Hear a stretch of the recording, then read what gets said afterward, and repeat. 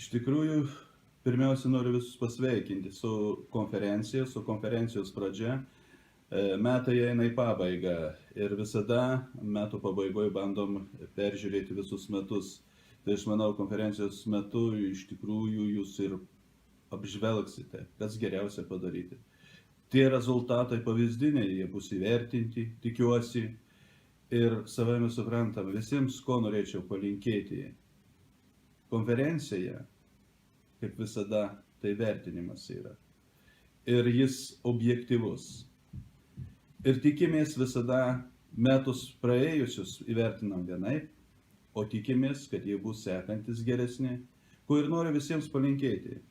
Geros konferencijos ir be abejo, gerų švenčių, atšvęsti su šeimom ir laukti naujųjų metų. O po naujųjų, nauji darbai ir naujos viltys. Sėkmės visiems.